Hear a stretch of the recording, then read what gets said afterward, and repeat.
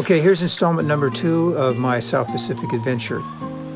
So we all arrived out at the dive lodge where we were going to be staying as our little base camp. And Greg and the crew got immediately to work. And the crew included his wife Barbara and his kids Megan and Sean. And they all did an incredible amount of work. They were up before dawn, packing lunch, carrying cameras, walking through the hot jungle, where my job was to just kick back and get in the mood. It took me about an hour. Took my camera out into the jungle and found these ants swarming, and so that's what you're looking at right now. Speaking of the jungle, there were birds. It sounded like a Tarzan soundtrack. There's one particular bird that was whistling this just incredibly cool blues riff. And I got up the next morning and put a recorder out before the sun came up and recorded a bunch of birds and then assembled them into a montage of accompanying this bird that was singing the blues. And then I did a little accompaniment on my little guitar, and I used that as a bass as well. And I used a bunch of toothpicks in a little jar for a shaker, and I used the closet door for a bass drum. And, that was the start of me kind of getting into the mood. So, hope you enjoy it. Here we are in Raja Ampat. The first thing that really struck me visually was the jungle. You can't walk into it. It's just solid trees and plants. I thought of old World War II movies, and I was just thankful there weren't any snipers up there in the trees. And the water? Crystal clear, and the most biodiverse marine environment on the planet. That's Greg MacGillivray's voice in the background. He's working his butt off and making big decisions while I'm trying to figure out what the heck I'm doing here.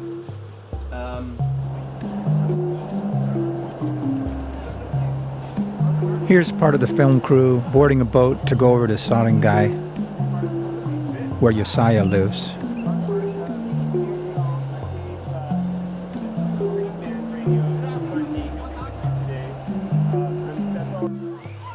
Here's how the locals party down, while Greg organizes a helicopter shot based off of our custom-made heliport.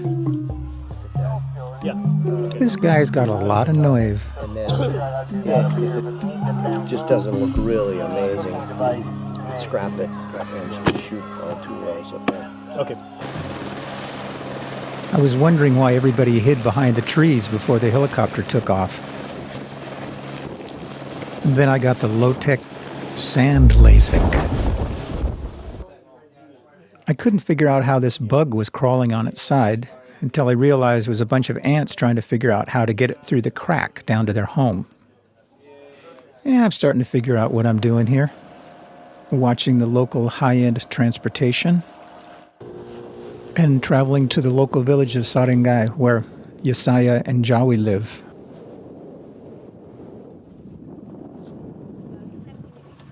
This isn't a where am I, it's a when am I?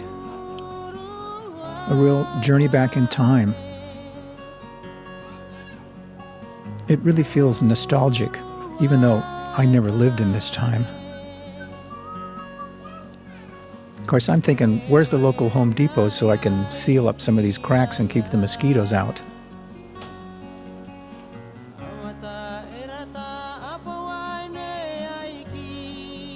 But I'm not really sure a picture window would be an improvement on this picture hole in the wall. And the use of local organic materials is pretty hard to beat. There's a sliding door.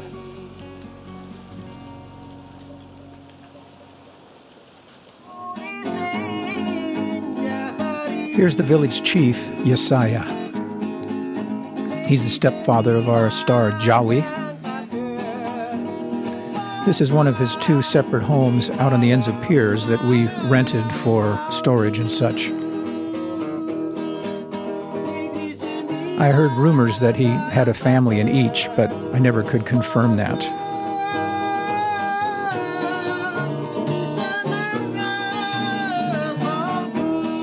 He's really a very gifted musician. He developed in his own somewhat isolated world and kind of reminds me of an old Southern blues guy in that respect. I brought Yesaya over to my place and recorded a bunch of his compositions as well as this local standard, Makakero. He uses the most unusual tuning I've ever seen in my life. All the 5 high strings are exactly tuned like a regular guitar, and then his low E string is tuned up to an F. I don't know why, but it works for him. So this is where Ronald and I spent the first 3 or 4 days just writing. I would write the music, and then he would wander up and down the beach and work on lyrics. I don't know how I got so lucky to find somebody who really cared so much. I asked Yesaya where he came from, and he pointed to that rock. I asked him if there was a village there, and he said no, his family emerged from that rock.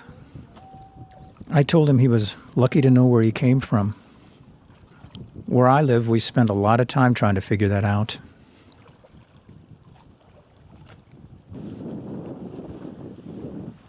Time is really different here.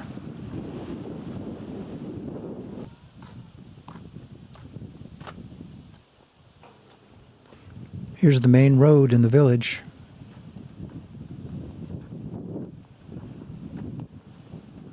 Here's a guy working on his dugout canoe. I don't think he's changing the oil. Continuing on the freeway.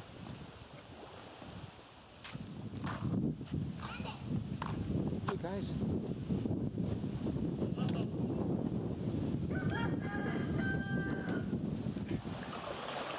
That is really cool. Here's a tub made out of a tire. This is how they do the dishes.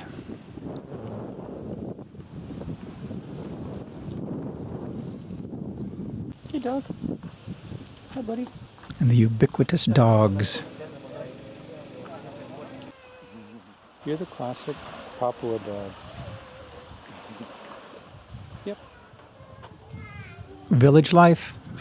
This is how it used to be. And still is here. Everybody knows everybody. And they all hang out together at one time or another.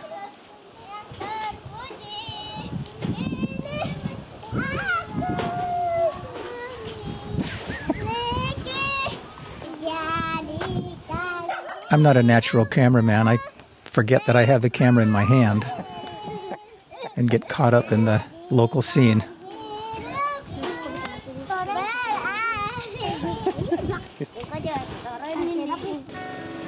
Here's something that we used in the film. It's a local foundry. It's got a couple of toilet plungers there, creating some heat. And speaking of heat, it was really hot there.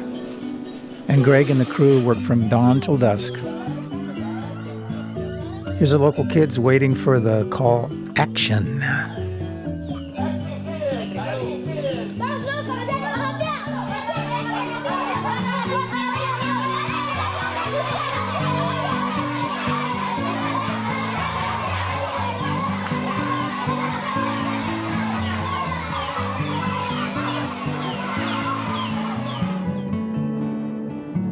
Yesaya took me on this amazing trip to a place where he and his buddies gather to jam occasionally.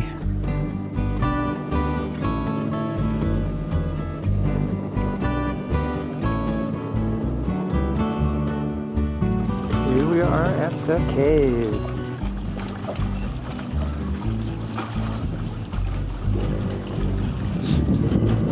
Wow.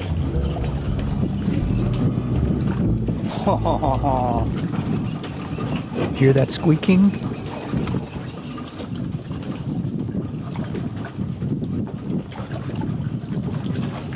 Ooh. It's bats.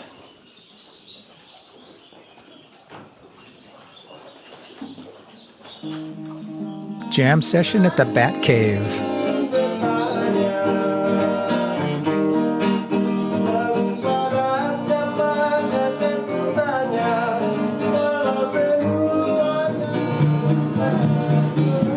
You had to be there, but the acoustics were great.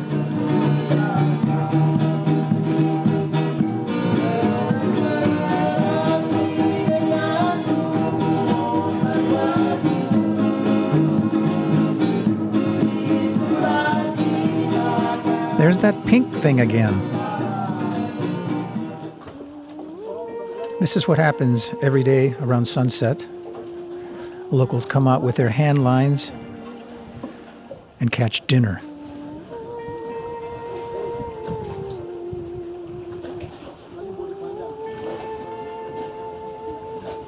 The sun goes down really quickly on the equator, and we're 1 second south of the equator.